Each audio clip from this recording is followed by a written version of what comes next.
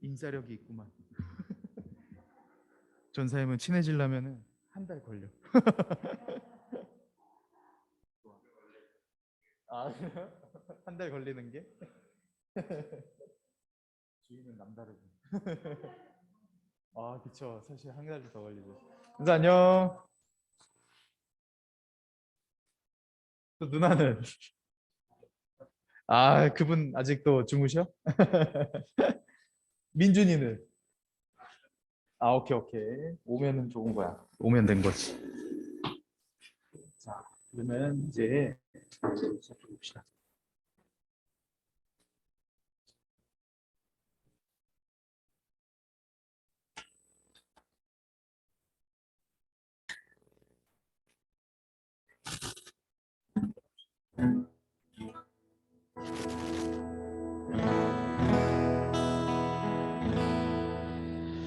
네, 여러분 한 주간 잘 지냈죠? 우리 현서 잘 지냈습니까? 네, 좋습니다. 그러면은 전사님이 기도하고 예배 시작하겠습니다. 기도합시다. 하나님 감사합니다. 아버지 오늘도 이렇게 저희들에게 예배의 시간을 허락해 주셔서 저희들이 이 시간을 통하여 다시금 주님을 예배하고 이 예배를 올려드릴 수 있도록 인도해 주시며 감사드립니다. 아버지요, 이 시간 하나님 아버지 앞에 찬양할 때에 그리고 기도할 때에 그리고 아버지의 말씀을 들을 때에 주님께서 저희 한 사람 한 사람들과 함께하여 주시옵소서. 성령님께서 함께해 주셔서 저희들 마음 가운데 하나님을 향한 그 믿음이 생겨나고 그리고 아버지를 사랑할 수 있도록 주여 인도하여 주시옵소서. 예수 그리스도의 이름으로 기도드렸습니다. 아멘. 네, 그러면 우리 찬양합시다. 하나님은 너를 지키시는 자 아시죠? 네, 이 찬양 가사 보고 우리 핸드폰 보지 말고 가사 보고 한번 전선생님 따라서 찬양해 보도록 하겠습니다. 하나님은 너를 지키시는 자 너의 우편에 그늘 되시니 낮의 해와 밤의 달도 너를 해치 못하리. 2절로 찬양합시다. 하나님은 너를 지키시는 자 너의 환난을 면케하시니 그가 너를 지키시리라. 너의 출입을 지키시리라. 눈을 들어 산을 보아라. 너의 도움 어디서 오나. 천지지으신 너를 만드신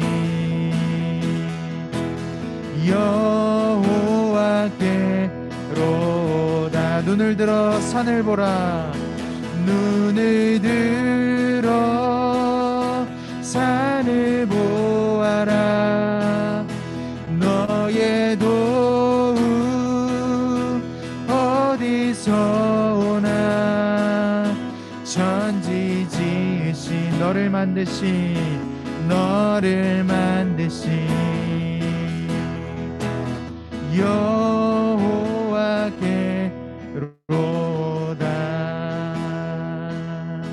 우리 시간 기도하면서 나아가도록 합시다. 우리 찬양의 가사를 기억하시면서 정말 하나님께서는 우리 한 사람 한 사람들을 지키시는 분입니다. 그리고 항상 우리들 우편에 그늘 되어 주셔서 낮의 해와 밤의 달도 우리를 해치 못하도록 주님께서는 우리들을 지키시는 분이십니다.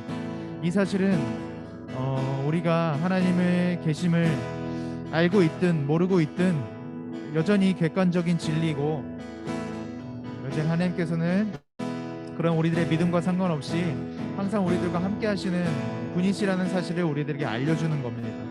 이 시간 하나님 아버지 앞에 기도드릴 때에 하나님, 비록 나는 믿음이 적은 자이지만 비록 내가 아직까지는 내가 하나님을 잘 모르고 그런 상황에 처해 있을 수도 있겠지만, 주여, 내가 이 시간에는 이 찬양의 가사를 내가 의지하여서, 아버지께서 약속하신 그 약속을 의지하여서, 나는 믿지 못하지만 항상 변함없으신 그 하나님의 약속을 믿고 이 시간 주님 아버지 앞에 나아가길 원합니다. 이 시간 아버지 앞에 나의 마음을 올려드리기 원합니다. 주여, 나의 예배를 받아 주시옵소서라고 이 시간 같이 기도드리면서 나아갑시다. 기도합시다. 오, 주님 아버지 감사드립니다. 하나님 아버지여, 주여, 이 시간 내가 아버지를 예배할 때 내가 의지하는 것 한 가지가 있습니다. 그것은 나의 능력도 아니요, 나의 힘도 아니요, 나의 믿음도 아니라 온전히 변하지 않는 그 하나님의 약속, 온전히 하나님 아버지 한 분만을 믿으면서 내가 이 시간 나아가기를 원합니다. 아버지, 이 예배 시간 가운데 저희들의 예배를 주님께서 받아주시옵시고, 그리고 말씀을 통하여 기도의 시간을 통하여 아버지께서 저희들과 함께해 주시옵시고, 하나님 아버지여, 그 함께 하심으로 말미암아 저희들이 하나님 아버지의 살아계심을 다시금 믿고 깨달을 수 있는 아버지 그런 시간, 귀중한 시간 될 수 있도록 주여 인도하여 주시옵소서. 아버지, 이곳 가운데 있는 주희와 현서와 그리고 세연이를 주님께서 기억하사 이 모든 아이들이 예배를 통하여 주님을 만나고 돌아갈 수 있도록 아버지여 인도하여 주시옵시고, 아직까지 예배에 나오지 못하는 친구들을 기억하사 아버지 그 친구들의 발걸음을 하루속히 예배 자리로 다시금 아버지께서 인도하여 주시옵시고 살펴주시옵소서. 주여, 하나님 감사합니다. 아버지여, 주님께서 허락하신 이 자리에 저희들이 참여하여서 저희들의 마음을 아버지 앞에 올려드립니다. 이 시간 가운데 저희들과 함께 해주시옵시고, 예배에 참여한 서연이, 주희 그리고 현서를 기억하셔서 아버지 모든 이 아이들이 하나님을 만나고 돌아갈 수 있는 그런 귀중한 시간 되도록, 그리고 아직까지 예배에 오지 못한 친구들을 주님께서 기억하여 주셔서 하루속히 이 예배 가운데 다시금 나와서 우리와 함께 주님을 예배할 수 있는 그런 기쁨의 순간을 맞이할 수 있도록 주여 인도하여 주시옵소서. 이 예배의 시간을 주님께 맡겨드립니다. 예수 그리스도 이름으로 기도드렸습니다. 아멘. 네, 그럼 우리 사도신경하심으로 신앙을 고백하도록 하겠습니다. 전능하사 천지를 만드신 하나님 아버지를 내가 믿사오며 그 외아들 우리 주 예수 그리스도를 믿사오니, 이는 성령으로 잉태하사 동정녀 마리아에게 나시고 본디오 빌라도에게 고난을 받으사 십자가에 못 박혀 죽으시고 장사한 지 사흘 만에 죽은 자 가운데서 다시 살아나시며 하늘에 오르사 전능하신 하나님 우편에 앉아 계시다가 저리로서 산자와 죽은 자를 심판하러 오시리라. 성령을 믿사오며 거룩한 공예와 성도가 서로 교통하는 것과 죄를 사하여 주시는 것과 몸이 다시 사는 것과 영원히 사는 것을 믿사옵나이다. 아멘.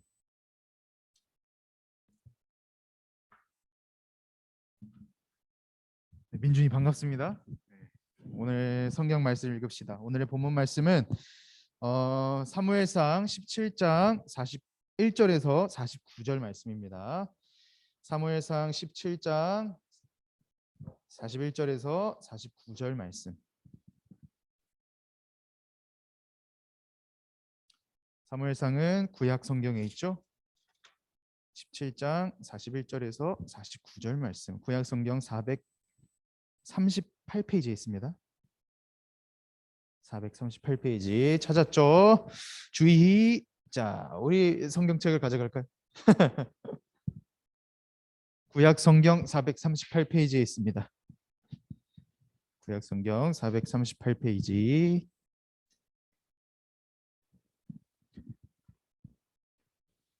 (41절부터) (49절) 말씀이에요. 다 찾았죠?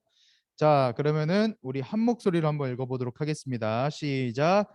블레셋 사람이 방패든 사람을 앞에 세우고 다윗에게로 점점 가까이 나아가니라. 그 블레셋 사람이 둘러보다가 다윗을 보고 업신여기니 이는 그가 젊고 붉고 용모가 아름다움이라. 블레셋 사람이 다윗에게 이르되 내가 나를 개로 여기고 막대기를 가지고 내게 나아왔느냐 하고 그의 신들의 이름으로 다윗을 저주하고, 그 블레셋 사람이 또 다윗에게 이르되 내게로 오라, 내가 내 살을 공중의 새들과 들짐승들에게 주리라 하는지라. 다윗이 블레셋 사람에게 이르되 너는 칼과 창과 단창으로 내게 나아오거니와 나는 만군의 여호와의 이름 곧 네가 모욕하는 이스라엘 군대의 하나님의 이름으로 내게 나아가노라. 오늘 여호와께서 너를 내 손에 넘기시리니 내가 너를 쳐서 내 목을 베고 블레셋 군대의 시체를 오늘 공중의 새와 땅의 들짐승들에게 주어 온 땅으로 이스라엘의 하나님이 계신 줄을 알게 하겠고 또 여호와의 구원하심이 칼과 창에 있지 아니함을 이 무리에게 알게 하리라. 전쟁은 여호와께 속한 것인즉 그가 너희를 우리 손에 넘기시리라. 블레셋 사람이 일어나 다윗에게로 마주 가까이 올 때에 다윗이 블레셋 사람을 향하여 빨리 달리며 손을 주머니에 넣어 돌을 가지고 물매로 던져 블레셋 사람의 이마를 치매 돌이 그의 이마에 박히니 땅에 엎드려지니라. 아멘. 네. 오늘은 하나님의 약속에 근거한 용기라는 제목으로 여러분들과 말씀을 나눠보도록 하겠습니다. 네, 오늘 전사님이 정장을 안 입고 있죠.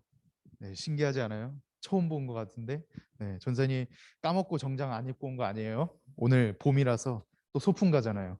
그래서 한번 여러분들에게 좀 이렇게 다른 모습을 보여주기 위해서 이렇게 사복을 입고 한번 예배를 진행해 봅니다. 네.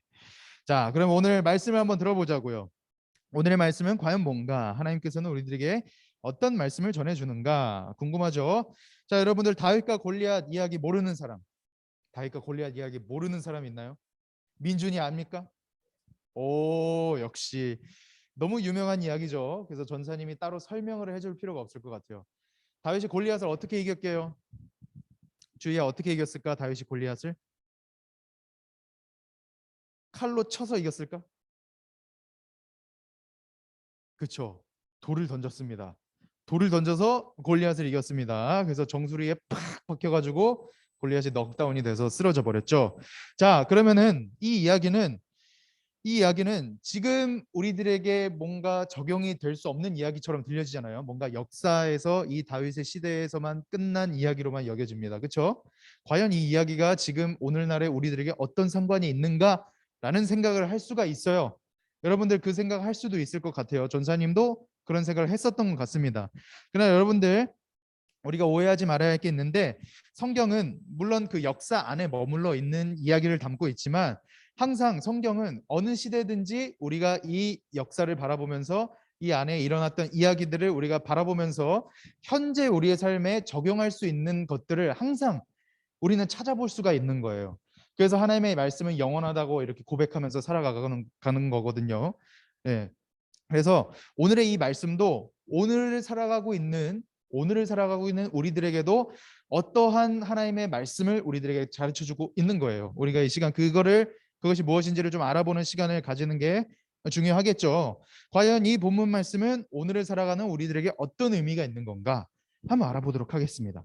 자, 이 본문 말씀에 기록되어 있는 이 본문 말씀이 오늘을 살아가는 우리들에게 알려주고 있는 그 사실을 알기 위해서는 우리는 가장 첫 번째로 무엇을 알아야 하는가? 무엇을 알아야 하냐면은 우리가 다윗이 어떤 사람이었는지를 좀 알아봐야 합니다. 가장 첫 번째로 해야 될 것은 여러분 다윗은 어떤 사람이었을까요? 다윗은 어떤 사람이었습니까? 네, 다윗은 도대체 어떤 사람이었기 때문에 이 키가 3m가 되는 이 골리앗을 쳐서 물리칠 수 있었던 사람이었을까요? 네. 왜냐하면 이 다윗은 성경이 표현하기로는 하나님의 마음에 맞는 사람이었기 때문에 이런 일들이 가능했다고 얘기를 하고 있습니다. 이 사실에 대해서는 사도행전 13장 22절 말씀에 기록되어 있는데 이 말씀을 읽어보면 전사님 읽어드릴게요. 패하시고 다윗을 왕으로 세우시고 증언하여 이르시되 내가 이새의 아들 다윗을 만나니 내 마음에 맞는 사람이라 내 뜻을 다 이루리라 하시니라고 이렇게 다윗에 대하여 평가하고 있다는 거예요.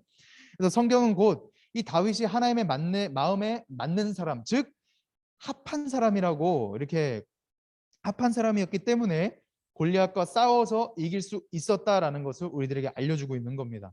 그래서 여러분, 저는 여러분들 한 사람 한 사람들 모두가 하나님의 마음에 맞는 사람이 되길 간절히 소원합니다. 여러분들도 항상 그런 마음을 품고 살았으면 좋겠어요. 아, 나는 하나님의 마음에 맞는 사람이 되고 싶다라는 마음을 항상 품고 살았으면 좋겠습니다. 이 하나님의 마음에 맞는 사람이 된다면 우리 앞에 골리앗이 서 있다고 할지라도 그것을 우리는 두려워하지 않고 용기를 내어서 승리할 수가 있게 되는데요. 이 골리앗은 이 다윗에 비해서 키가 엄청나게 컸던 사람이었거든요. 정확하게 키가 어느 정도였는지 계산을 해보면 2m 80에서 90cm 정도 됐다고 해요. 지금 서장훈 키가 몇입니까? 농구 선수 서장훈 키가 2m가 조금 넘죠. 예. 근데 그 서장훈보다 한 7, 80cm가 더 컸대요. 이 다윗 골리앗은. 이 어마어마하지 않습니까? 여기 있으면은 천장에 머리 뚫어서 나갈 것 같아요. 예. 그 정도로 컸던 사람이라고 합니다. 예. 어쨌든 그리고 그렇게 키가 컸었고, 예. 근데 이 골리앗은 키만 멀대같이 컸던 사람이 아니라 또 어떤 사람이었냐면은 이 블레셋 사람들 중에서 가장 어떤 용사였다? 가장 위대한 용사였다고 이렇게 성경이 평가를 하고 있어요. 그래서 우리가 어떤 한 민족 중에서 한 분야에서 가장 뛰어난 사람이 되는 것이 과연 쉬운 일일까요?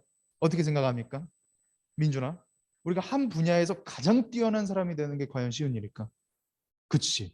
아닙니다. 우리가 롤에서 랭킹 1위가 되려면은 엄청나게 어렵겠죠. 여러분들 인정하시죠? 롤 이야기가 나오니까 확 얘기가 닿지. 예, 절대 쉬운 이야기가 아니라는 겁니다. 여러분들 25, 21라는 드라마를 보고 있는 친구들이 있을 거고 안 보는 친구들도 있겠지만 여기서 등장하는 이 여주인공의 이름이 나히도라는 사람이거든요. 나히도라는 이름을 갖고 있습니다. 이 사람은 펜싱 선수인데 이 사람이 펜싱 선수를 하면서 금메달을 따기 위해서 얼만큼의 노력을 가합니까? 매일 아침 일찍 일어나서 달리고 그리고 다 달린 다음에 학교에 와서 펜싱 연습하고 그리고 점심에 또 밥을 먹고 또 펜싱 연습하고 또 저녁 먹고 또 펜싱 연습을 합니다.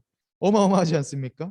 네, 즉 이 대한민국에서 맡은 분야의 1등을 하기 위해서는 그냥 웬만한 실력 가지고는 절대 이룰 수 없는 일이라는 거죠. 우리는 골리앗을 무시하지만 사실 골리앗은 그만큼 이 한 분야에 있어서 1등을 할 만큼 그 블레셋 사람들 중에서 가장 뛰어난 용사가 될 만큼 엄청나게 훌륭하고 멋있었던 사람이었다는 겁니다. 그죠? 인정이 되죠? 그러나 그와는 반대로 다윗을 보자고요. 다윗은 어떤 사람이었을까요? 다윗은 과연 이스라엘 중에 가장 뛰어난 용사였을까요? 그러지 않습니다. 그러지 않습니다. 역시 그러지 않습니다. 다윗은 성경의 표현을 좀 빌려보자면 오늘 몇 절이죠?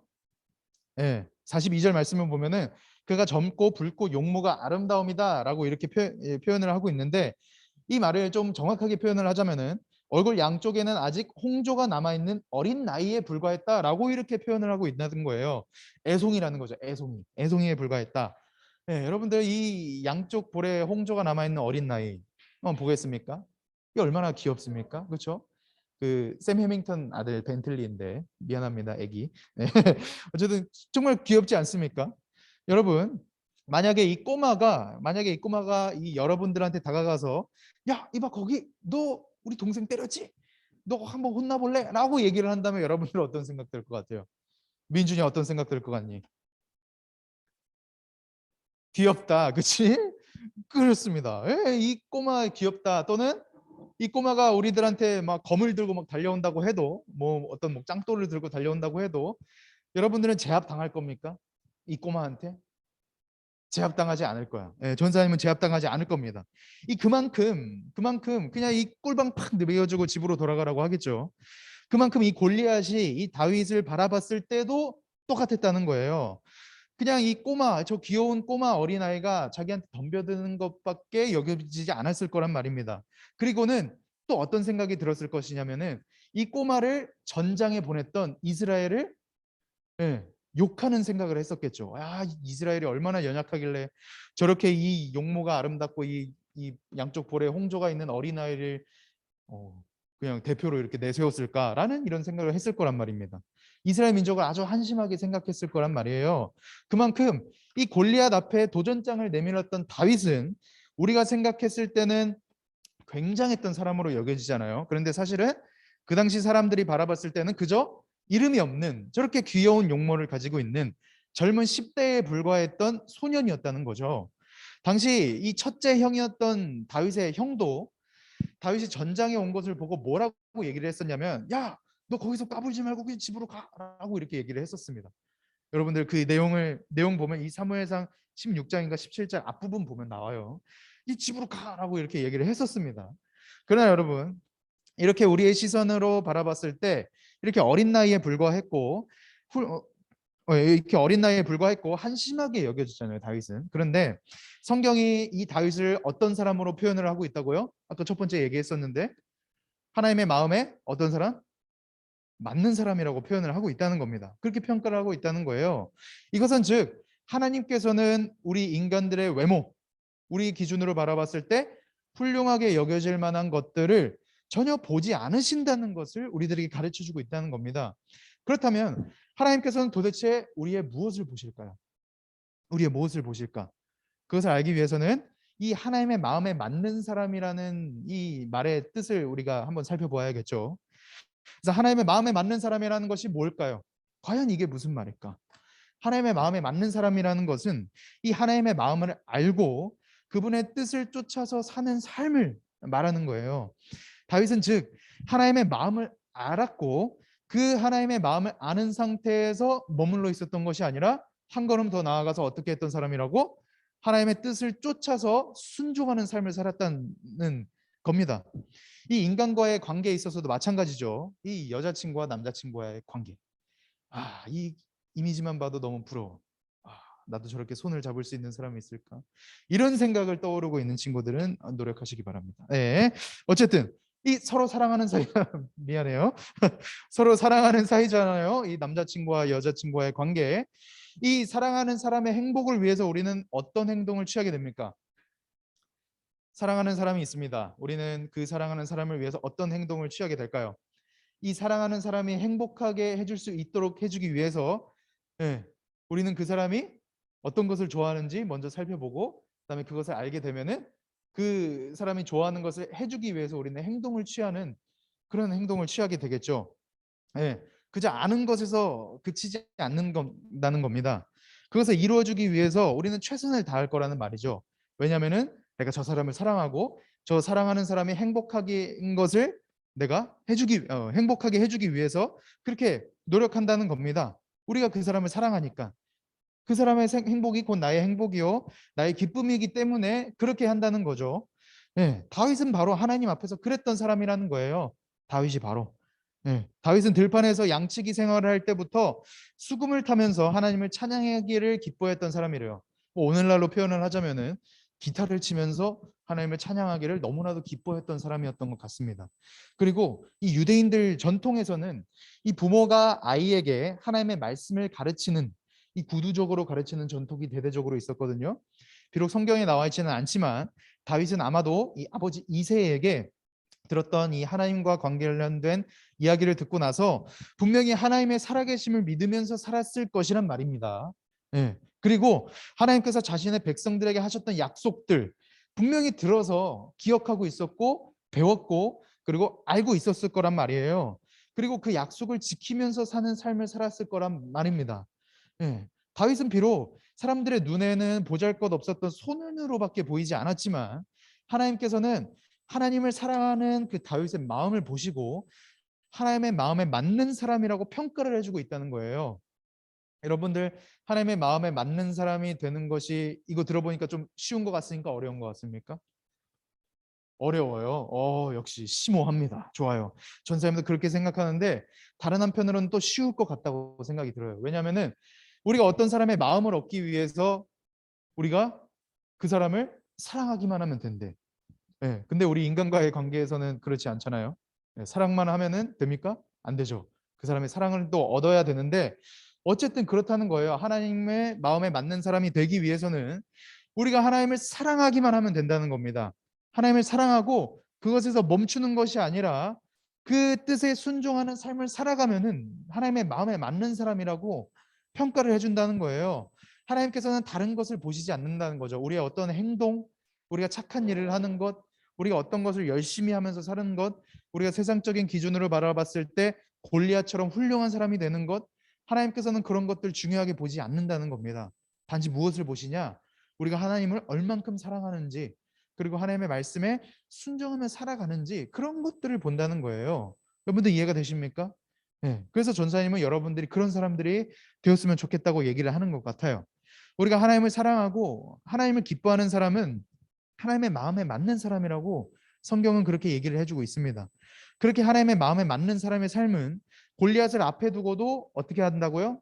두려워하지 않고 오히려 용기를 내서 맞서 싸울 수 있게 돼요. 예. 왜냐하면은 하나님을 기뻐하는 사람은 하나님을 믿는 사람이고, 하나님을 믿으니 하나님께서는 우리에게 하셨던 모든 약속들을 반드시 성취하실 것이라는 믿음 또한 생겨나기 때문입니다. 그 약속을 붙들고 어떠한 고난 앞에서도 우리는 담대할 수가 있는 거고, 확신을 갖고 한 걸음 한 걸음 나아갈 수가 있게 된다는 겁니다. 다윗은 알고 있었던 것 같아요. 나는 비록 보잘것없는 사람이지만 하나님께서는 완전하신 분이시라는 사실을 다윗은 알고 있었던 것 같습니다. 하나님께서는 자신의 백성들을 결코 포기하지 않으시는 분이시죠. 이 사실을 우리는 성경 말씀을 통해서 알 수가 있습니다. 하나님께서는 이스라엘을 버리지 않으시고 반드시 구원하시는 하나님이십니다. 다윗은 그 사실을 아버지 이새에게 직접적으로 듣고, 또한 하나님을 날마다 수금으로 연주하면서 기타로 연주를 하면서 찬양함으로 그 사실을 느끼게 되었었던 것 같아요. 듣기로만 한 게 아니라 그런 하나님이 계시는구나. 그런 하나님 내가 좀 좋은 것 같은데 하면서 막 그 전통대로 찬양을 하면서 하나님을 예배하다 보니까 그 하나님의 사랑을 직접적으로 느끼게 되었던 것 같습니다. 그래서 이 다윗은 골리앗을 앞에 두고도 두려워하지 않을 수가 있었던 거고, 용기를 내서 승리할 수 있게 되었다는 거죠. 그래서 사랑하는 우리 청소년부 여러분, 우리도 우리의 삶을 돌아보면 이 골리앗처럼 굉장히 큰 존재가 우리 앞을 가로막을 때가 있지 않습니까? 그렇죠? 그 골리앗은 우리의 눈으로 바라봤을 때 너무나도 거대하고, 이성적으로 판단해 보았을 때 결점이 하나도 없어 보이는 굉장히 훌륭한 존재입니다. 그렇죠? 그러한 존재를 바라보고 우리는 두려워하고 때로는 포기하고 도망칠 때가 있어요. 그럴 때가 있습니다. 지금 전사님이 그 존재에 대해서 구체적으로 여러분들에게 얘기를 하고 있지는 않지만, 그냥 추상적으로 얘기를 하고 있지만, 아마도 여러분들은 이 이야기를 들으면서 그 존재가 무엇인지 이미 머릿속으로 각자에게 다르게 인식이 되고 있을 거라고 생각해요. 아마 그 존재는 각자에게 다 다르겠죠. 누구는 하업이 될 수도 있는 거고, 누구는 꿈과 목표가 될 수도 있는 거고, 누구는 그것이 가족이 될 수도 있고 친구와의 관계가 될 수도 있습니다. 우리가 넘어설 수 없는 그런 골리앗 같은 존재, 우리의 힘으로는 절대로 당해낼 수 없는 그런 골리앗 같은 상황, 그런 것들이 여러분들 삶 가운데, 인생 가운데 무조건 있을 거란 말이죠. 우리의 힘으로는 절대로 이루어지지 못할 것들, 불가능하다고 여기는 것들, 우리를 어렵게 만드는 그런 골리앗, 그런 것들은 전부 이 하나님을 바라보고 하나님을 의지하는 자들에게는 이 맞서 싸울 수 있을 만큼 만만한 것이 될 수가 있게 된다는 겁니다. 전사님은 확실하게 믿고 있어요. 그렇게 될 수 있다는 것을. 그래서 여러분, 하나님의 마음에 맞는 사람이 되었으면 좋겠어요. 하나님의 마음에 맞는 사람이 된다면 이런 것들을 우리가 두려워하지 않고 충분히 맞서 싸우고 결국에는 하나님의 도우심으로 말미암아 승리를 거머쥘 수 있게 된다는 겁니다. 꼭 여러분들이 하나님의 그 놀라우신 능력을 보고, 여러분들이 그러한 일들을 보고 하나님을 기뻐하는 여러분들이 되었으면 좋겠어요. 그러한 삶을 살았으면 좋겠습니다. 그래서 우리가 가장 중요시, 우리가 가장 우선시 여겨야 할 것은 다른 것이 아닌 오직 하나님을 기뻐하는 삶을 살아가는 것이며 하나님께 순종하는 삶을 살아가는 것이라는 겁니다. 여러분들 이해가 되시죠? 그렇다면 우리가 두 번째로 또 살펴볼 게 있죠. 이 본문 말씀을 통해서 우리가 알 수 있는 두 번째 사실이 무엇이냐? 두 번째로는 우리의 용기의 근거는 전부 이 제목처럼 우리 용기의 근거는 전부 하나님의 약속을 믿는 것으로부터 시작되어야 한다는 겁니다. 여러분들 오해하지 마세요. 다윗은 아무런 근거 없이 그냥 무지성으로 골리앗에게 덤벼들었던 게 아니에요. 45절에서 47절 말씀을 보면 다윗이 골리앗에게 덤벼들 수 있었던 근거가 기록되어 있죠. 다윗이 골리앗에게 덤벼들 때 뭐라고 얘기를 하면서 덤벼들었습니까? 너는 칼과 창과 단창으로 내게 나아오거니와 나는 뭐로 나아간다고요? 나는 만군의 여호와의 이름 곧 네가 모욕하는 이스라엘 군대의 하나님의 이름으로 너에게 나아가노라 라고 이렇게 외치고 있다는 겁니다. 다윗이 골리앗에게 덤벼들 수 있었던 이유가 바로 만군의 여호와 하나님의 이름으로 나아갔기 때문에 덤벼들 수가 있었다는 거예요.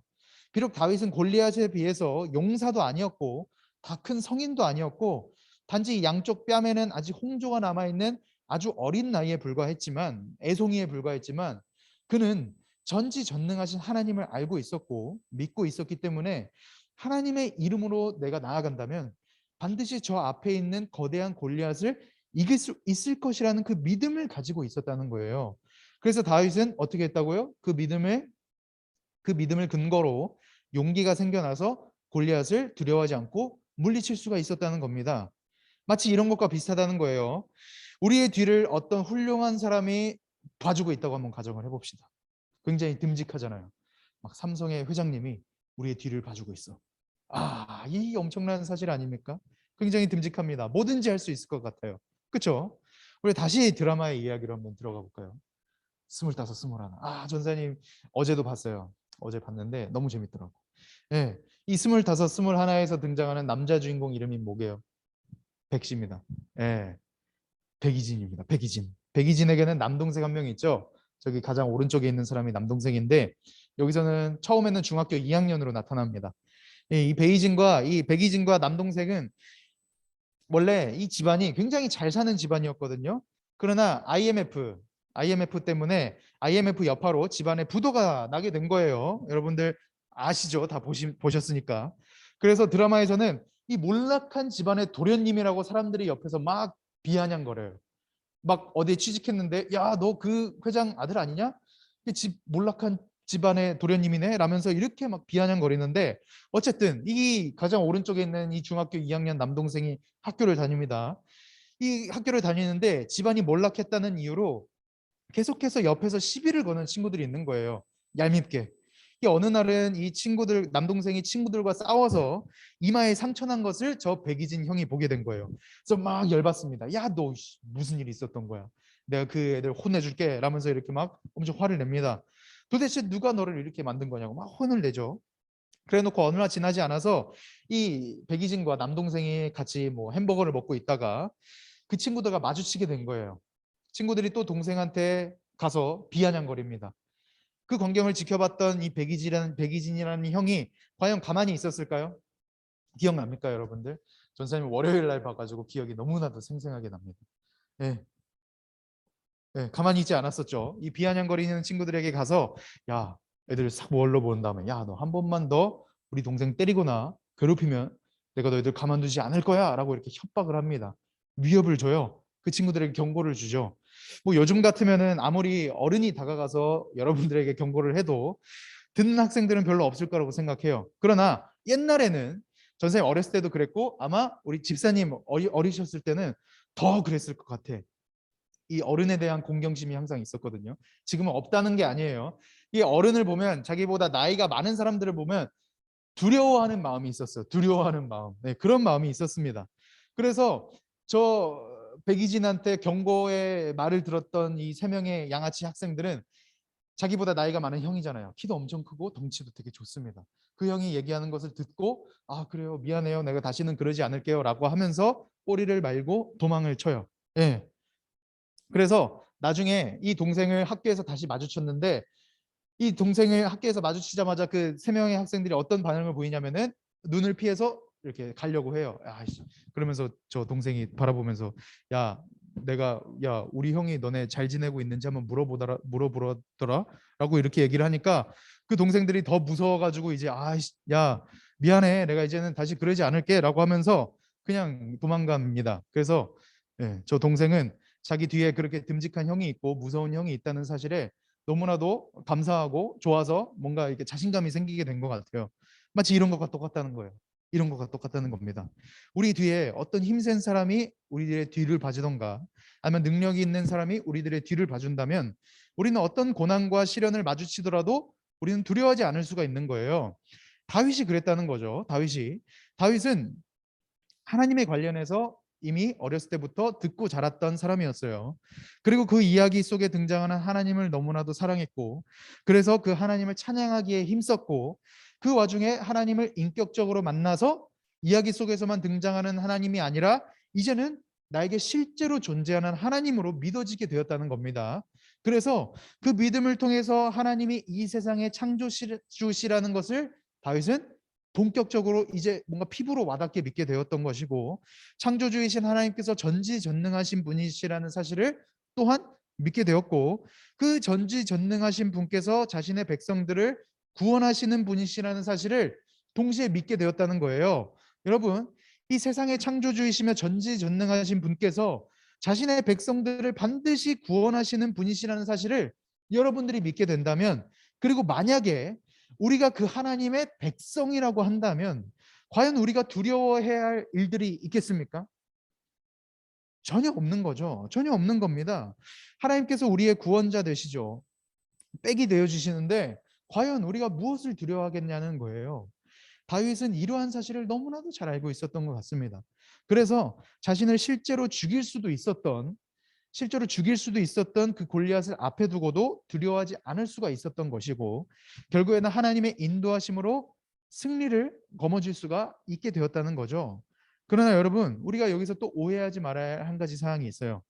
전사님이 어렸을 적에 이 말씀을 보고 했었던 오해인데, 내가 무엇을 하든지 그것을 할 때 하나님의 이름으로, 즉 하나님을 굳게 믿는 믿음을 가지고 내가 그 일을 하게 된다면 그 일이 반드시 이루어지고 성공하게 될 것이라고 전사님은 그렇게 생각을 했었습니다. 그러나 여러분, 아무리 하나님께서 전지전능하신 분이시라고 해도 우리가 원하는 것을 다 이루어 주시는 분은 아니라는 거예요. 왜냐하면은 하나님께서는 전지전능하심과 동시에 자신의 백성들을 사랑하시는 분이시거든요. 이해가 되십니까? 우리를 사랑하시는 하나님께서 우리가 해달라고 하는 모든 것들을 다 들어주시겠습니까? 만약에 어떤 3살짜리 꼬마 아이가 있는데 이 꼬마 아이가 어느 날 이 TV에서 나오는 시칼, 이 시칼을 보고 와 너무 멋있다고, 아버지 엄마 나 저 시칼 좀 사달라고 이렇게 땡깡을 부리는 거예요. 그러면은 여러분들은, 만약에 여러분들이 그 아이의 부모라고 한다면 여러분들은 그 시칼을 사줄 겁니까? 주희야, 사줄 겁니까? 안 사줄 거죠. 3살짜리 꼬마아이가 시카를 사달라는데 과연 그 시카를 사주는 부모가 어디 있겠습니까? 예, 아이를 사랑하는 그 부모님이라면 절대로 사주지 않을 거라는 말이죠. 왜냐하면 3살짜리 아이가 시카를 다루는 건 굉장히 위험한 일이잖아요. 그렇죠? 혹시라도 이 칼을 입에 댔다가 베이면 어떡합니까? 상상만 해도 너무 끔찍한데. 어쨌든 이 시카를 다루다가 손이라도 잘리면 안 되잖아요. 그렇죠?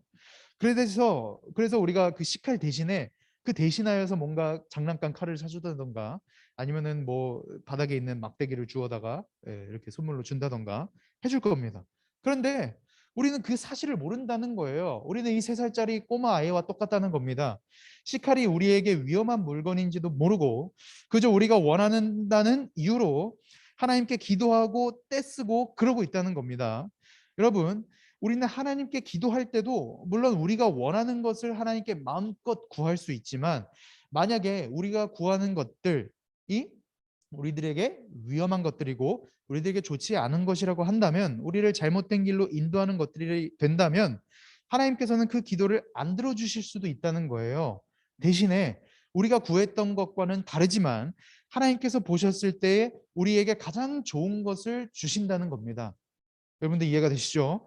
성경은 이에 대해서 분명하게 얘기를 해주고 있어요. 마태복음 7장 9절에서 11절 말씀인데 들어봤을 수도 있어요. 읽어드릴게요. 너희 중에 누가 아들이 떡을 달라고 하는데 돌을 주며, 만약에 돌 주면 그 너무 나쁜 부모 아니겠습니까? 그리고 생선을 달라고 하는데 뱀을 줄 사람이 있겠느냐? 너희가 악한 자라도 좋은 것으로 자식에게 줄 줄 알거든. 하물며, 이게 중요합니다. 하물며 하늘에 계신 너희 아버지께서 구하는 자에게 좋은 것으로 주시지 않겠느냐? 라고 이렇게 알려주고 있다는 겁니다. 여러분, 하나님께서는 우리에게 좋은 것을 주시는 분이십니다. 다른 말씀에서는, 누가복음 말씀에서는 좀 이 좋은 것을 다른 말로 표현하고 있는데, 좋은 것을 성령으로 표현하고 있습니다. 성령. 하나님께서는 우리에게 가장 좋은 것, 즉 성령 하나님을 우리에게 보내주셔서 우리가 점점 하나님을 닮아갈 수 있는 자가 될 수 있도록 옆에서 도와주신다는 거예요. 여러분들, 성령 하나님을 주신다. 전사님은 좀 어렸을 때 실망했었던 것 같아요. 이 성령 하나님 과연 나에게 무엇을 해주시는 하나님일까? 이러면서 실망했던 적이 있는데, 전사님이 하나님에 대해서 조금씩 공부하고, 그리고 뭐 여러분들에 비해서 그렇게 많이 산 인생은 아니지만 그래도 조금 더 살아본 사람으로서 생각했을 때 우리에게 있어서는 돈과 명예와 권력이 중요한 게 아니라는 것을 좀 조금씩 깨닫게 되는 것 같아요. 우리 인생에 있어서 가장 중요한 게 뭐냐면은 바로 하나님이라는 겁니다. 하나님께서는 우리들에게 있어서 가장 좋은 것, 가장 좋은 것 바로 성령 하나님을 우리들에게 선물로 주신다는 거예요. 여러분도 너무 감사하지 않습니까? 우리가 하나님을 사랑하는 것이 너무나도 어렵잖아요. 현서도 얘기했었는데 너무나도 어렵습니다. 하나님을 만질 수도 없고 보지도 못하는 하나님을 사랑하고 믿는다는 것은 너무나도 어려운 일이에요. 그런데 하나님께서는 우리들에게 직접적으로 그 성령 하나님을 선물해 주신다는 겁니다. 우리가 하나님께 기도했을 때에 가장 좋은 것, 우리의 인생에서 가장 좋은 것, 즉 성령 하나님을 우리들에게 보내주시고 선물로 주신다는 거죠. 이 사실은 우리에게 있어서 너무나도 중요한 사실이며 너무나도 값진 선물이라는 겁니다. 네, 여러분들 이 사실 꼭 믿고 그것에 대해서 감사하면서 살아갔으면 좋겠어요. 아시겠죠? 네. 그래서 하나님께서는 우리에게 좋은 것을 주시는 분이시죠. 네. 사랑하는 중고등부 친구들, 그래서 우리는 다윗의 이러한 모든 사실에 대해서 우리가 100%는 다 알 수는 없어요. 네. 그러나 그는 하나님과 가까이 했던 자였기 때문에 어느 정도는 우리가 하나님에 대해서 충분히 알고 있었던 상태라고 볼 수가 있을 것 같습니다. 그래서 다윗은 하나님께서 자신의 백성들을 구원하시겠다고 약속을 하셨으니 반드시 그 약속을 이루어 주실 것이라는 믿음이 있었다는 거예요. 그래서 그 믿음, 그 약속에 근거하는 믿음을 근거해서 골리앗에게 달려들 수가 있었다는 거죠. 우리도 이와 같은 이 다윗의 모습을 닮아야 할 줄 믿습니다. 우리가 이 본문 말씀을 통해서 이 성경이 가르쳐주고 있는 그 성경의 원리, 우리들이 가르쳐주고 있는 그 그리스도인으로서의 삶이 무엇이냐면 바로 하나님의 마음에 맞았던 다윗과 같은 그런 삶을 우리들에게 살라고 하나님께서는 우리들에게 요청을 하고 있다는 겁니다. 그리고 그렇게 산 사람들의 삶을 직접적으로 보여주면서 예, 하나님의 마음에 맞는 사람의 삶으로서 살아가게 된다면 우리 또한 다윗처럼 이 우리 눈앞에 있는 골리앗과 같은 어려움들, 그런 고난과 시련 앞에서도 우리가 결코 두려워하지 않을 수 있음을 우리들에게 알려주고 있다는 거예요. 그래서 전사님은 여러분들이 꼭 다른 것이 아닌 여러분들이 인생을 살아가면서 가장 중요시 여겨야 하는 것은 바로 하나님이며 하나님을 사랑하는 것이며 하나님의 말씀에 순종하면서 살아가는 것, 이것이 여러분들의 인생에 있어서 가장 중요하게 여기고 여러분들이 가장 지켜야 할 진리라는 사실을 마음에 품고 그렇게 그것을 지키며 살아갔으면 좋겠어요. 아시겠죠? 꼭 여러분들이 그렇게 살아가는 우리 청소년부 친구들이 되었으면 좋겠습니다. 네, 아멘. 그러면 우리 마지막으로 우리 하나님께 찬양 올려드리고 기도하는 시간 잠깐 갖도록 하겠습니다. 주님 손에 맡겨드리리 찬양하겠습니다.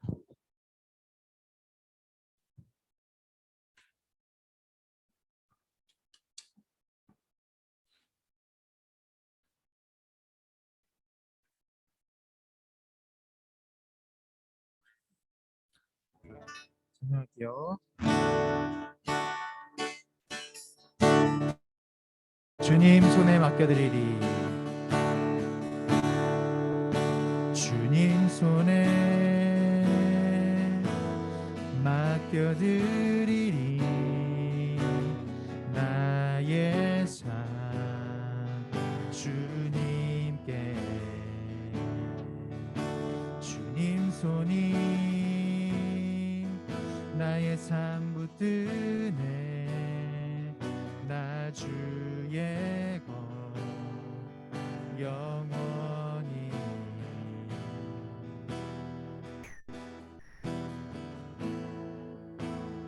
내가 믿는 분 예수, 내가 속한 분 예수, 삶의 이유 되시네. 내 노래 되시네. 내가 믿는 분, 내가 믿는 분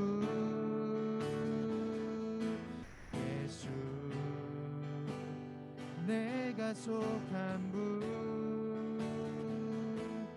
예수, 삶의 이유 되시네. 내 노래 되시네. 전심으로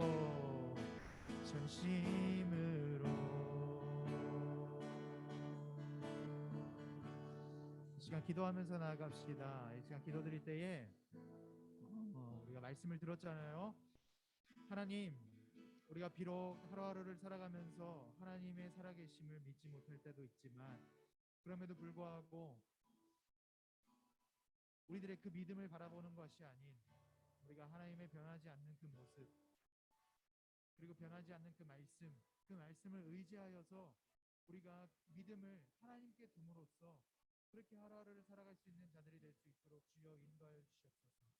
자신의 모습을 바라보지 않았던 다윗처럼 자신의 모습을 바라보지 않고 온전히 하나님의 약속을 붙들고 하나님의 약속을 믿고 그렇게 골리앗과 싸웠던 다윗처럼 우리 또한 우리들의 자신의 모습을 보는 것이 아닌 우리의 모든 것을 주님 손에 맡겨드리며 하나님 전지전능하신 그 하나님을 의지하면서 우리 또한 그렇게 골리앗과 맞서 싸울 수 있는 자들이 될 수 있도록 주여 인도하여 주시옵소서. 우리들은 연약한 자들입니다. 아버지여, 저희들을 도와주시옵시고 저희들을 버리지 마시고 항상 함께해 주셔서 저희들이 하나님의 인도하심에 따라 아버지의 손길에 따라 그렇게 한 걸음 한 걸음 걸어갈 수 있는 저희 한 사람 한 사람들 될 수 있도록 아버지여 인도하여 주시옵소서라고 이 시간 다 같이 하나님께 기도하는 시간 갖도록 하겠습니다. 기도합시다. 오 하나님 아버지여, 감사드립니다. 이 시간 내가 의지해야 할 것은 나의 모습이 아닌, 나의 믿음이 아닌, 나의 능력이 아닌 하나님의 능력 이름을 이 시간 깨달았습니다. 아버지여, 내가 하루하루를 살아갈 때에 나의 부족함을 바라보지 않게 해 주시옵소서. 나의 믿음 없음을 바라보지 않게 해 주시옵소서. 온전히 나를 사랑하시며 나를 언제나 사랑하신다고 말씀하신 그 하나님의 말씀을 믿고, 그리고 하나님께서 언제나 나와 함께 하신다는 그 약속을 믿고 그 약속에 근거하여서 우리가 하루하루를 살아갈 수 있는 자들이 될 수 있도록 주여 인도하여 주시옵소서.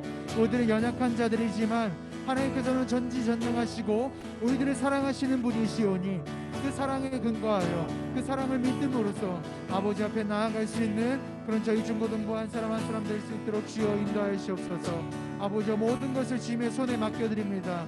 나의 삶을 주님께 맡겨드립니다. 아버지여, 이 시간 저희들과 함께 하시고 저희들을 붙들어 주시옵소서. 내가 믿는 분은 오직 예수 그리스도 한 분만입니다. 내가 속한 분은 오직 예수 그리스도 한 분뿐입니다. 하나님, 저희들의 소망 되시고 저희들의 모든 믿음의 근거가 되어 주시옵소서. 하나님 아버지, 감사드립니다. 아버지여, 저희들에게 오늘도 이 귀중한 말씀을 허락해 주시고 저희들이 하루하루를 살아갈 때에 다윗이 그랬던 것처럼 저희들의 모습을 바라보고 저희들의 믿음을 바라보고 그런 것들을 바라보면서 그런 것들을 믿으면서 살아가는 것이 아닌 하나님의 약속에 근거하여 전지전능하시고 그 전지전능하신 분께서 우리 부족한 자들을 사랑하신다는 그 약속에 근거하여 그 말씀에 근거하여 우리가 하루하루를 살아갈 수 있는 자들이 될 수 있도록 인도하여 주시옵소서. 우리들의 모든 힘의 원천은 전부 다 하나님의 은혜 아래 있음을 이 시간 고백합니다. 아버지의 사랑 안에 있음을 이 시간 고백합니다. 아버지, 우리들의 연약한 모습을 바라보지 않게 해주시옵소서. 하나님만을 바라보며 하나님을 우리의 도우시는 분으로, 우리의 백으로 그렇게 여기며 그렇게 주님만을 의지하면서 살아갈 수 있는 저희 한 사람 한 사람들 되도록 주여 인도하여 주시옵소서. 예수 그리스도의 이름으로 기도드렸습니다. 아멘. 네, 그러면 우리 준비하신 예물 앞에 헌금함, 뒤에 헌금함이 있거든요. 네, 우리 현서가 현금함을 챙겨서 해주시면 감사하겠습니다. 나의 모습 나의 소유 찬양할게요.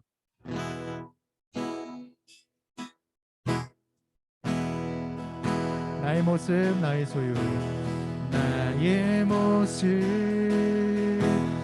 나의 소유,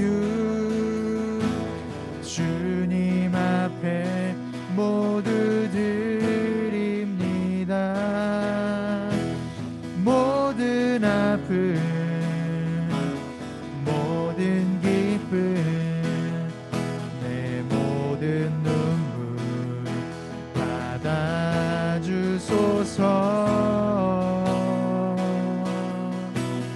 나의 생명을 드리니 주 영광 위하여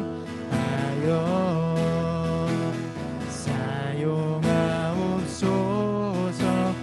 내가 사는 날 동안에 주를 찬양하며 기쁨의 제물 되리. 나를 받아주소서. 나를 받아 주소서.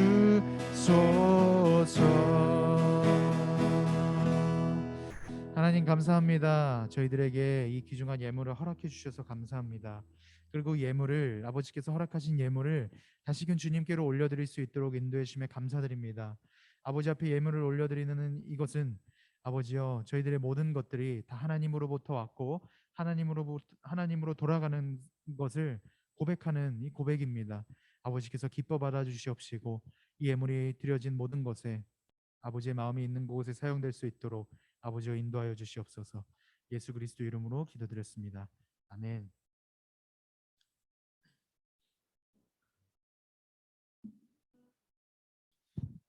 자, 중고등 광고 시간 하겠습니다. 여러분들이 좋아하는 광고 시간. 자, 오늘은 무슨 날이죠?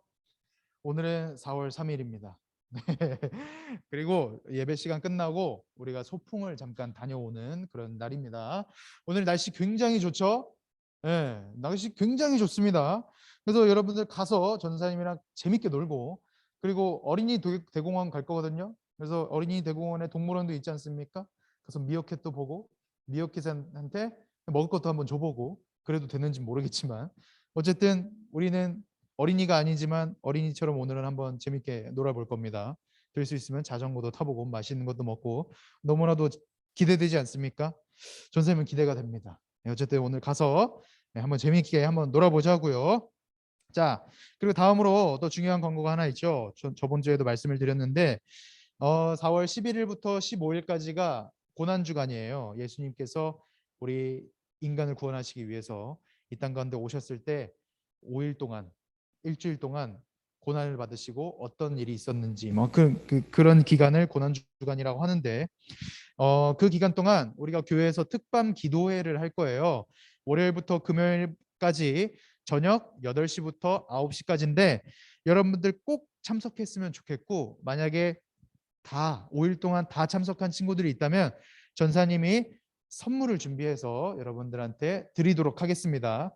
예배를 참석하는 건 당연한 것이지만 그 당연한 것을 여러분들이 꾸준히 이뤄냈을 때 그것에 대한 상품을 전사님이 칭찬하기 위해서 드리는 거예요. 그러니까 여러분들 꼭 그 날짜를 기억하셔서 4월 11일부터 15일까지 금요일 저녁 8시부터 9시까지니까 기도회 때 참석해서 같이 기도하고 같이 예배 드렸으면 좋겠습니다. 아시겠죠?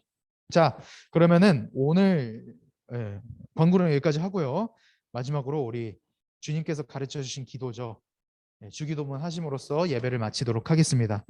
시작. 하늘에 계신 우리 아버지여 이름이 거룩히 여김을 받으시오며 나라가 임하시오며 뜻이 하늘에서 이루어진 것 같이 땅에서도 이루어지이다.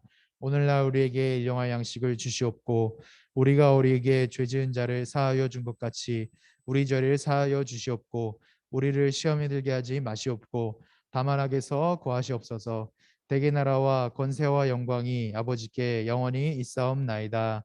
아멘. 네, 여러분들 고생 많았습니다. 우리 잠깐 상일 선생님하고 모여서 얘기하고 돌아가도록 하겠습니다. 우리 현이는 고생했습니다. 안녕.